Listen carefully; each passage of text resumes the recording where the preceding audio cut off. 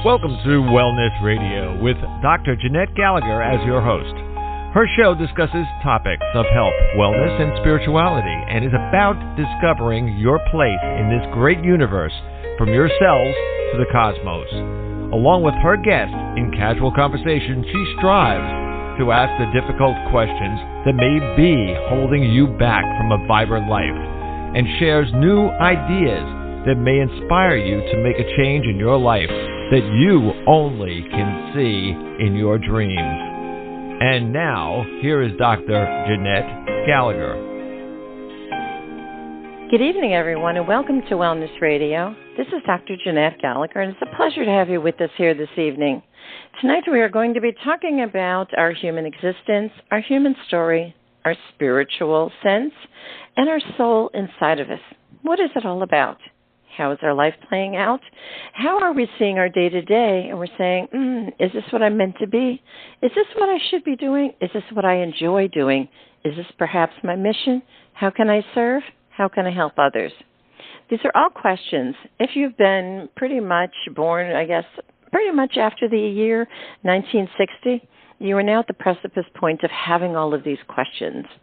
History has on warp speed. No longer are we just saying, this is what I'm going to do. I'm going to go to school. I'm going to do this. That's it. And my world plays out. Everyone is questioning their existence, no matter what decade of life you are in. What happens when you come upon that questioning of your existence and you say, okay, I'm going to stand here in the middle of the room. Show me. How do I hear? How do I know? What's my awareness tell me? What's my perception all about? And do I take all of my old ways and beings, drop them into my new way of being able to say this is what I want to do, and kind of have a lot of chaos and conflict? What is your life story about? Today my guest is Ami Cullen. Her book is Running Free, an incredible story of love, survival, and how 200 horses trapped in a wildfire helped one woman find her soul. Ami, thank you so much for joining us today. It's a pleasure to have you with us. Thank you for having me. So glad to have you, Ami. I think this book, Running Free, when I wrote on the front of the page, I said, are we really, truly, how do we find ourselves saving our own life? Are animals saving our life? Is chaos? Is a natural disaster? Is a fire? All of these things are stories that have come up within your book, yes? Absolutely, yeah. Well, Ami, your book, Running Free, when I was reading through it, I truly was hearing so many different stories and so many different timelines. You share where you were before the horses event, and then you share during the horses event. Can you share your story a little bit, how it started? I would say, for me, it probably started well before I even wrote the book, in my, early, mid-20s, maybe even earlier than that, just trying to find direction in what I wanted to do as a career. I was probably pretty narrow-minded as going to college, getting my degree, trying to get a job. I decided to go to law school because I wasn't sure what job I wanted. I was mid-20s and realizing I put myself on this path that I felt like I had no choice but to be on. I had my student loans, and it just felt like I was living a life that I wasn't sure I was meant to live. And that kind of evolved into me walking away from my career in my early 30s and working for the ranch that I work at now. Don't you think, though, everyone has that same or a similar path that all unfolds? I really look at it when you say about becoming a lawyer, and I think that's so vitally important because you learned what to fight for, who to fight for, what fighting is all about, and what fair fighting is all about. I think those skills, those qualities, those talents, and those beliefs is what carried you through, perhaps? Oh yeah, absolutely, yes. Yeah, so I think that sometimes when we say, but it was a mistake, or I did this or that, or whatever, I don't think there were any mistakes. Do you think perhaps those were never mistakes? Oh, no, I don't think it was a mistake at all. I think it's what kind of prompted me to have the confidence to continue searching for what made me happy. And I do think I didn't realize being in my 20s at the time that there was anything else to do but follow the path that I had put myself on. as I aged and matured, I realized that maybe that was not the case.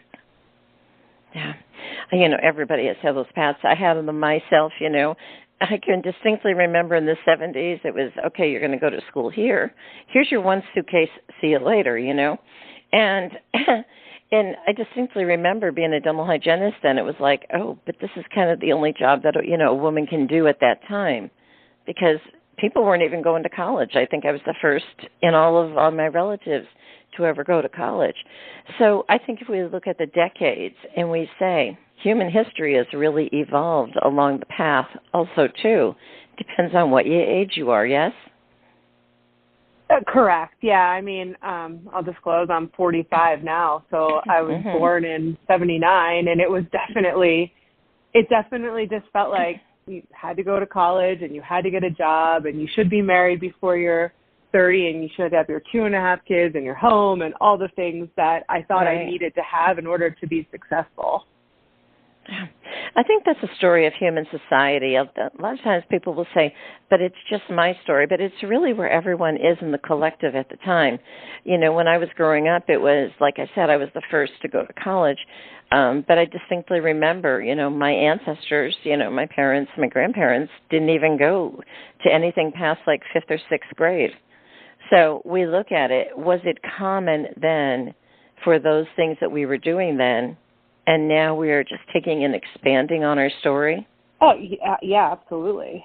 But I still think, part of what prompted me even to want to write the book that I did was I work with a lot of young women in their 20s, young men as well, but more young women.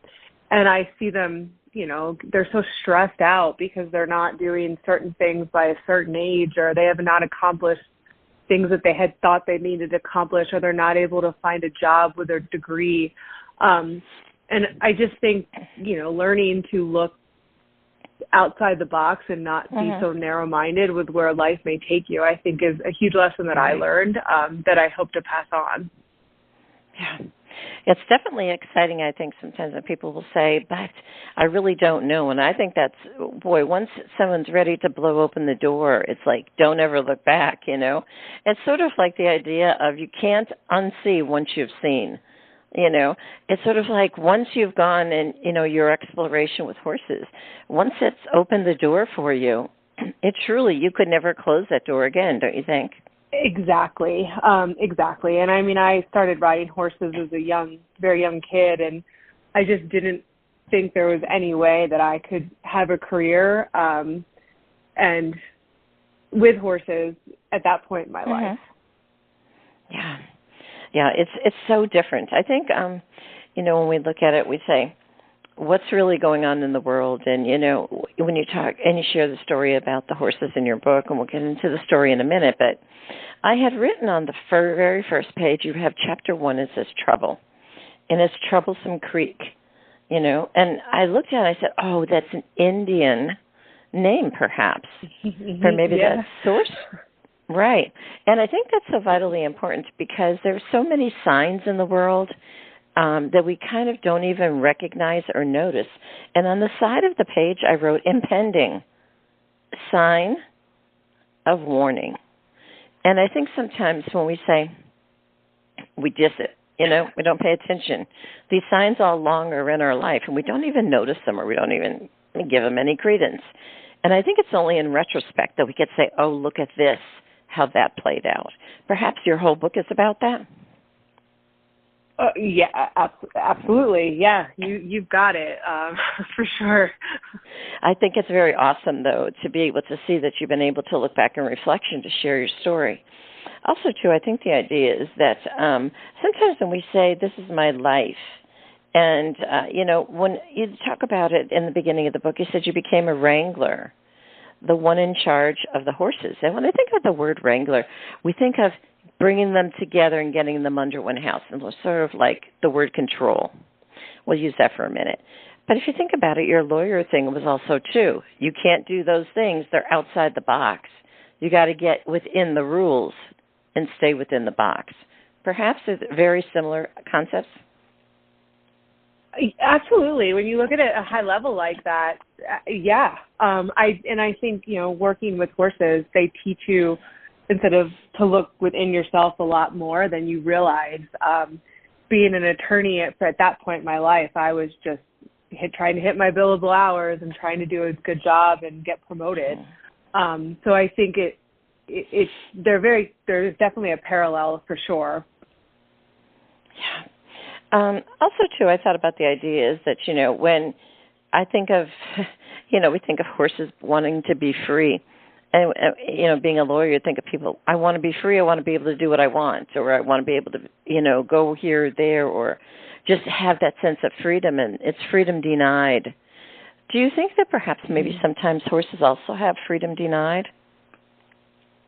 Oh, yeah, absolutely. I mean, but I think that was one of the things that was so intriguing about the ranch is I'm from the East Coast, and I competed at a pretty high level with horses. My horses lived in a stall. They had limited turnout. We went to horse shows on the weekend. I came to the ranch, and 8,500 acres, the horses were able to, have a lot of area to roam, live in a herd, kind of go back to nature a little bit more. And, learning that was really eye-opening for me. So, absolutely. You also shared about the idea, you wrote about your pros and cons, and you wrote more money, more responsibility. I think about that also, too, when you do your job as a lawyer and an attorney. And when you go to the ranch, and it's set up as people who have money come there, it's, again, the money thing, and it's always about money, possessions, and value. I live in New Orleans. We've had how many hurricanes? We've lost how many things? It doesn't even faze me anymore. Storm comes. It's like, open the door, let everything go. I don't have that value or that attachment to anything at all. And that's how we've existed down here because we've been exposed to it so many times. Do you think perhaps by leaving one profession, going to another, and then having this disaster, it has kind of challenged those concepts for you? Yeah, it's something I still struggle with, though, because I think society, your worth in a lot of ways is measured by your possessions. Like, what kind of car are you driving? Where are you going on vacation? Or how many likes are you getting on social media? And so it's hard, I think, it's just hard in general to, separate yourself from that. And that's a challenge that I face every day. But I think, having the courage to, look within and not care so much about that is something I continue to work on, but it's part of, I think, why what inspired me even to walk away from it all. Right.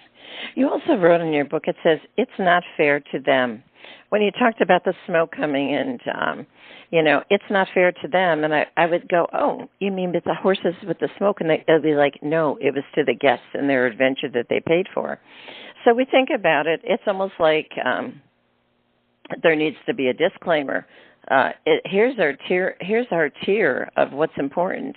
Number one is the horses. Number two is the safety of the humans, so to speak, because I think sometimes people believe that, horses can take care of themselves when actually you're entrusted with their care, yet humans can take care of themselves. They can go and move and shape and shift.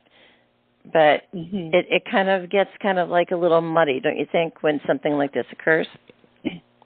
Yeah, and it's funny you bring that part of the book up because even though the book is fictionalized, there's a lot of truth behind it. And that was one of the struggles that I was having watching. It was hard for me to breathe in how thick the smoke was, and it certainly was hard for them. Their eyes were watering, they were coughing, and there was a bit of mentality of the show must go on. We have guests here. Yes.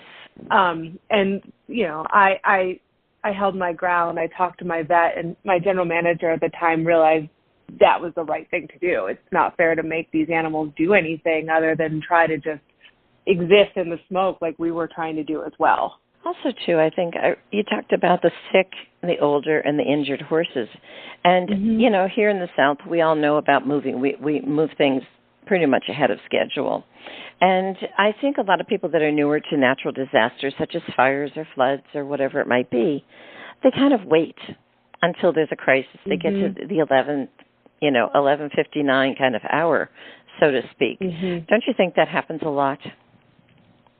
Oh, yeah, and that's absolutely. And one of the things that I realized when this was happening is I didn't know anything. And why I didn't wait till the 11th hour, I took the initiative before we got the pre-evacuation to get those horses out of harm's way, because part of what I talk about in the book is there was like an old ranch document that said, in the case of a fire, you cut the fence, you flood the meadows, and you let the horses run.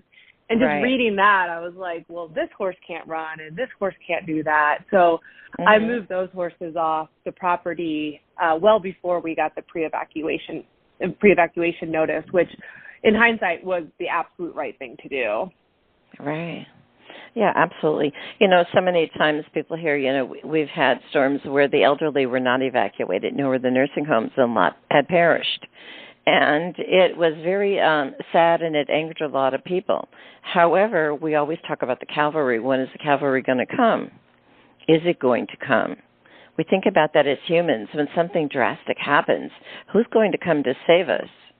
And we think about, who are we saving? Ourselves, our property, or others first? Even on your page you wrote down, but now some damn fire could threaten the ranch, the horses, and our lives. And I'm thinking, okay, which one is the priority there, perhaps? It's funny. I think if you asked that question to everybody that was there at the time, they probably would have a different answer. Yes. For me, it was, I was terrified of losing horses to fire. That was honestly what, in my mind, was the scariest part of the whole thing. I was not thinking about myself. We obviously moved the guests off, and the people that were working on the ranch at the time were very capable, very fit people. But that was the only focus, because these animals they rely on us. But I'm sure if you had asked somebody else, the land would have been their top priority. If you asked somebody else, their job would have been their priority. Right. So I think it was very subjective. All right. I think it's the idea of safety and security. Everybody has put up against that these days. Even in the year, 2025, where we are right now, how many people will say, post-pandemic, post this, post that, whatever, everybody's safety and security has really been breached. They've been pretty much hanging over the edge and, waiting to fall. When you share in your book, you said Mother Earth and God are more powerful than I realized. You think about who is in command of our existence, who is in command of everything we breathe in every single day. It certainly is not humans having control. And once you come up to a disaster, an event, or a collapse of this, that, or the other, you really have to come to a realization, what is my life or my world all about, perhaps? Oh, yeah. And you realize very quickly that as much control as you think you have absolutely none. And that was something one of those aha moments during the fire when I pulled over on the side of the road and watched this fire erupt at this incredible speed, where I was like, wow, we have no idea what's going to happen. And that, you realize how little you are in the world of what is actually going to occur. Yeah, absolutely. You also shared in the book about the animals and the wranglers, about moving in synchronized rhythm, and just had to sit there and watch it for a moment. I think about that all the time. What is the movement that everything will start to be able to shift, to be able to go forward? In other words, to get to safety, to get out of harm's way, and then maybe to come back, to be able to help and heal and to be able to repair. It's all about the movement of energy in the universe. We speak about this on the show all the time. If you're in the flow, everything is working within for the same purpose and reason, and it's not for extinction. It's for healing. It's for evolution. It's for changing the world. It's for a mission. It's for a love-centered kind of prophecy, so to speak.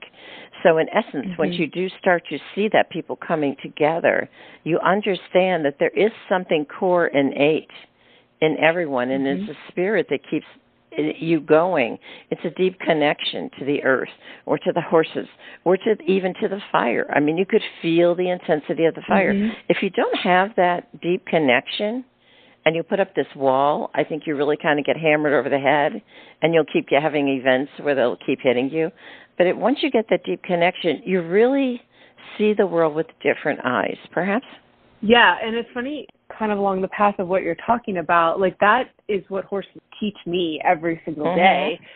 They teach you to slow down. They teach you to take a deep breath. They teach you to really value that connection and understand that connection. And the thing I've learned the most is when you think that you know exactly what you're going to do, a horse will come along and you have to reevaluate everything and slow everything down and really try to understand what that particular horse needs in that moment, or what the energy you may be giving off in that moment. So I do believe it's all connected. Absolutely. Right. And I think sometimes we say, we're going to go here and everything will be fine. I remember after Katrina, we stayed for it, and then we had to move to one location, and then we were coming back, and another storm was coming again, and then we had to retreat and go someplace else again. So just as with your horses, you move from space to space. It's almost as if you can feel the building behind you, and it says, keep going. Just keep going. It wants to push you. It's almost as if it's a sense of your knowing that's trying to push you to say, it's going to be okay, but let's keep pushing a little bit more. Perhaps maybe all the times that you had to move the horses to eventually get to today is really the grand story in the scheme of evolution. Yeah, it's interesting. That's an interesting perspective, because to this day, we move the herd and we jingle the herd, and moving 200 horses in sync, it's not as easy as it seems, but it is also pretty easy, because when they understand what you want and you're able to, not control it, but, evolve with it, I think it does help. And one of the things about moving horses like that some of the young wranglers that work for me is when things go wrong, they have a tendency to want to up their energy and chase after the horses, and I got to go faster to make this happen. And I've learned over the years, and I've definitely made that mistake as well, that when things go wrong, the best way to fix them is to slow everything down and kind of get a better understanding of why they're going wrong. Absolutely. And I think of it as a symphony, so to speak. Once you get into the sound or the vibration of their frequency, they can kind of pick it up from you. It's almost in harmonic kind of like sense. Everything seems to flow, perhaps? Yeah, and that's horses. And that's the beauty of horses. And it's always talking about being like incongruence. Like if you're having a bad day and you're emotionally stressed out, or you're emotionally like not in a good headspace, 99.9% of the time, the horse is going to reflect that. And you're going to have to figure out how to change what's going on with you to communicate better with them. And that's part of, I believe, something I've learned to also try to do with people. Yeah. Like I might be really angry at somebody, but there's probably something going on within me that's making me angry versus their actions. So many times I've sent so many of my patients, with children with autism or some little kind of things that they may feel they are not so safe in the world. And I will say, let's go to the horses today. And it doesn't even have to be that they have to ride them or they have to touch them or whatever it might be. They could just see them and it opens something up. They could just smell or be around them. They sometimes can touch them. Very few will ride a horse because they aren't in that space yet. But once they're able to start to open up and evolve, I think once that you feel that sense that you're going to be okay and a child can find that safety, that truly is a golden gift and a golden ticket, and I'm sure you've seen that many times, perhaps. Yeah, absolutely. It's a beautiful thing, especially I have worked with handicapped children and horses and handicapped adults and horses, and you see the horses evolve in the moment. You see the humans evolve. Everybody becomes more peaceful, horse and human. And it's something, it's a gift that these animals give us that not many do. Other types of animals do. I mean, you can get it with dogs and cats and other animals as well, but there's something so intuitive with horses, with their herd, with their natural environment, and with the way they relate to humans. And they know. And it's incredible to see and be a part of. We've done several shows on animal ethics over the years, and there's a few coming up this year, the year 2025, and we talked about the animal kingdom. Under the tier of the animal kingdom are humans and animals. There's not a human kingdom and an animal kingdom, so to speak. And when we think about that and we step back and we say we're just along the paradigm in our own concept of knowing or our concept of consciousness or a concept of what we're able to engage in the world or where we are. And it's just a very long kind of paradigm, so to speak. And we think about that. We say, well, we're not very far off from a horse. We're not very far off from a dog or a cat. We're not very far off from maybe a bird or a reptile or whatever it might be. We are all within this same paradigm and under this same umbrella, so to speak. And if we think about it, we say, whoa, that's really kind of cool in a way, then why would it not come up in our concept that we would understand that? Yet so many people still believe that there's a human kingdom and there's an animal kingdom, right? Yeah, but no, yes, you're right. I mean, I'm shocked when people even think about that, but let's talk about, Amy, also to the idea of that when you start to let things go, when you talk in your book about losing control. I mean, I know for myself, when we sat back and, okay, we've done all we could, all we can do is just sit here and let the storm pass. Or we'd be sitting here in the living room and, okay, this is it. It's a storm, it's water, it's wind. Let it be. And we kind of experienced it full force and full on. I think the idea is that everything else goes out of your mind. You're not thinking about your car outside. You're not thinking about how much food you have in the refrigerator. All this stuff doesn't matter anymore. I think the idea of losing control really breaches the point of what can we control in the world and why do we need control? But also, too, what is our point of value of life all about? Our value of life is not our house. Oh, my gosh, people just get so stuck on that thing about the material things, how important. Oh, my gosh, I lost everything. My house is gone. My job is gone. No, it's not. You didn't lose anything. You have yourself, It's your stuff that's kind of out there. And that concept and that breach of being able to say, can I take that leap? It really hits home, don't you think, for many? Oh, yeah, and the value of life is life. I think in those moments you realize how unimportant the things are, and that what is important is the fact that, the horse's lives, my life, my husband's life, that was what my coworker's life, that was what was important in those moments, not the structures, not the land. The land will grow back. Structures can be rebuilt. Things can be rebought. But also, too, you shared in your book, in a very intimate moment, I'm sure, when you shared about your mother and their phone conversation about, it's when you're going to go back to law.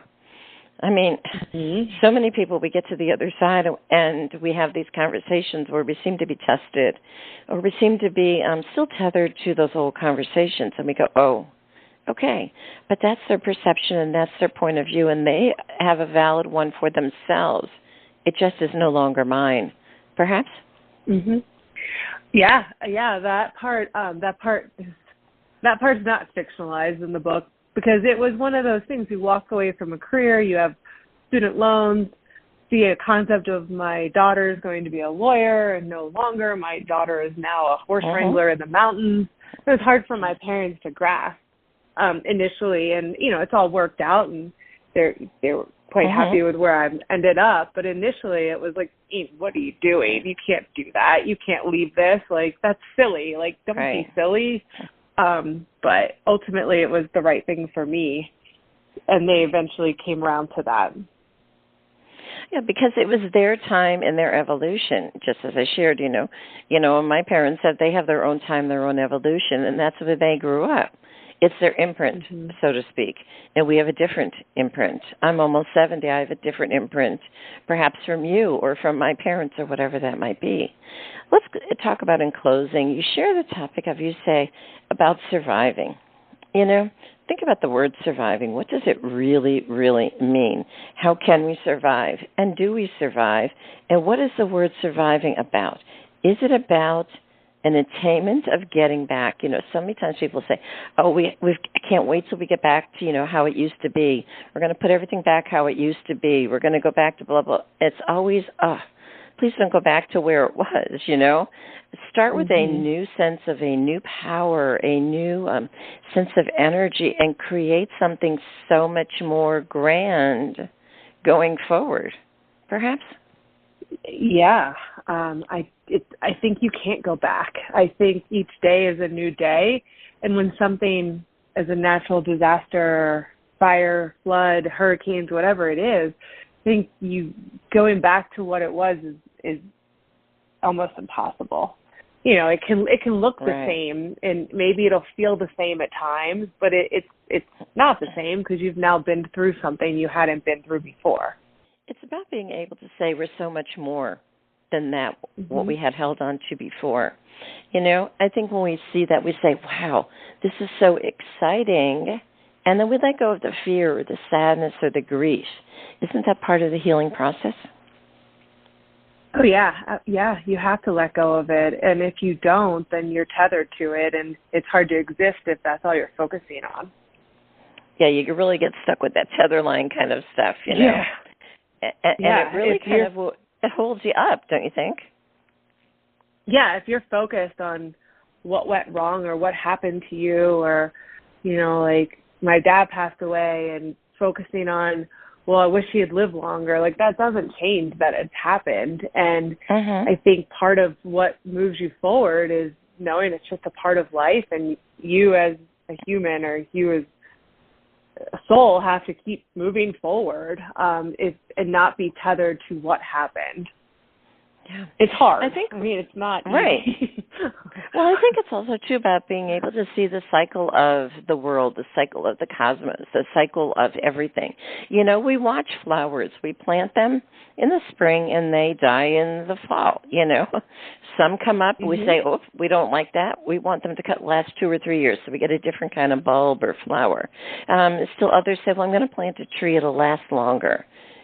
Still others say, well, I'm going to take the wood from the tree and I'm going to build a house so it'll be here for generations. And we've kind of got this constant sense, I think, in our awareness or our knowing, perception kind of idea, is that we always are doing something to have a legacy, to be here longer, to be able to stay here longer, Well, if I take care of my health, I'm going to live longer. If you take care of your health, that's awesome. But if your exit door comes up and you choose to take it, whatever day it is, it can be at any generation in your life. It is. It's your cycle. That is what it is. I think we get so stuck within the ideas that we have to save, rescue, fix, and be able to control and conceive of everything around us, including self, that we really miss all the grand gestures that nature is showing us, perhaps. Yeah, absolutely. And one of the things that I learned in my life, and I learned it not that long ago, but it really hit me, is like yourself, my uncle was a naturopathic physician, and he was cutting edge. He was based out of Portland, Oregon, and I remember in the 80s, he was doing Tai Chi and juicing, and he was the epitome of what I believed to be the healthiest person I knew. And he, late 60s, early 70s, got pancreatic cancer and passed away within 6 weeks of knowing it. And I had a moment of being like, it is scripted. It is, you can do everything right, and it may not be. It just may be laid out for you. And it definitely changed the way I thought about things, because I'd always looked at him as somebody that nothing ever would happen to because of the way he lived his life. And he was very much like yourself, open about this is how it is. I learned a lot from that from his passing just because of the way he handled it and the way I was meant to look at it. Don't you think also, too, Amy, that after the fires, just as it does here after the floods, different plants and different things start to sprout up? They say, oh, I miss that big oak tree. But all of a sudden you notice, oh, my goodness, something is sprouting here, and I don't even know where it came from. It may have come with the wind, may have come with the water. Some new species are here. Still others are coming in the back that we've not seen for a while. So I think the idea is that the earth will till its own soil, its own air, its own forestry on its own.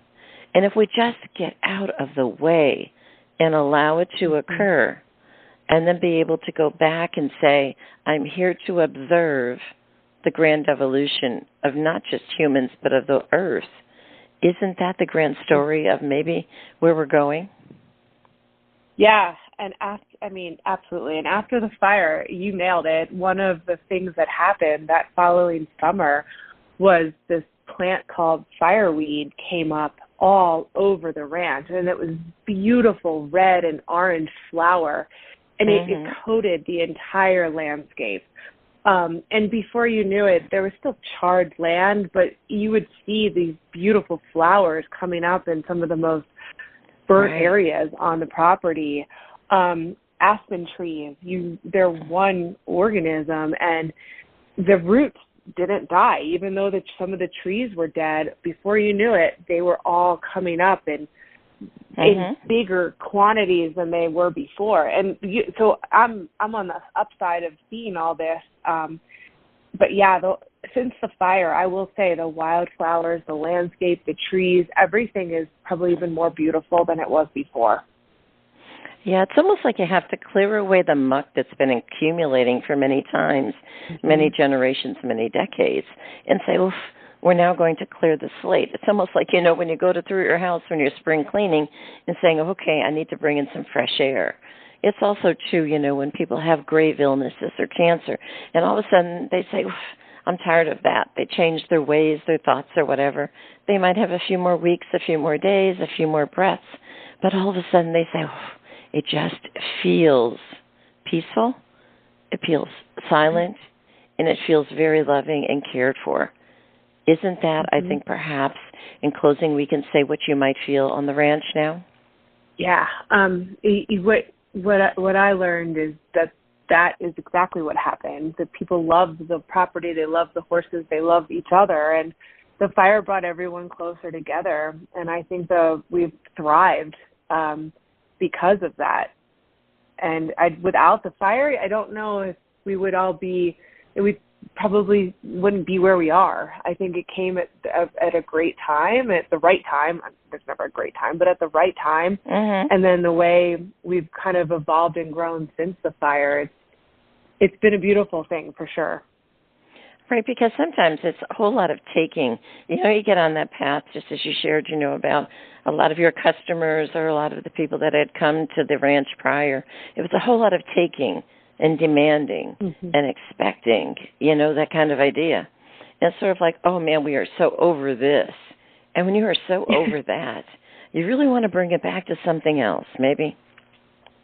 Yeah, and it's funny that'll still happen because I'm in hospitality and customer service. But what I do think one of the beautiful things about the ranch, even what I experienced when I was a guest, is it is a way for people to walk away from their everyday life. Like they're disconnected from the internet, social media, their job, as I always used to joke around, when I was an attorney, I was surrounded by people that were unhappy or fighting with one another. And now I'm surrounded by people that for 1 week or however long they're at the ranch on vacation, they're in their happiest moments. They're on vacation with their family. Right. They're in nature. They're riding horses. So I feel very blessed to be part of that experience. So my day-to-day interacting with people while they're on vacation, they're in their happy moments. And when you get to be at a property and ride horses through the mountains and connect with an animal, you become even happier. And that's why I think people so many of our guests will rebook just to come back to get that feeling. I mean, that's what I did when I was a guest at the ranch and a practicing attorney. I couldn't find that feeling of escape and connection in my everyday life because I was so caught up in, proving myself. Right. But when you could just relax and become one with nature and the mountains and just enjoy yourself and ride horses, it brings something out that people, you can't quite explain. It's hard for me to even put into words, but it is a feeling that is just, it's an incredible connection to everything that you want to be connected to. Well, Amy, just as you shared in your book about being able to say, this is the fire and this is how we went through it and this is where we are today, you really shared your story of resilience.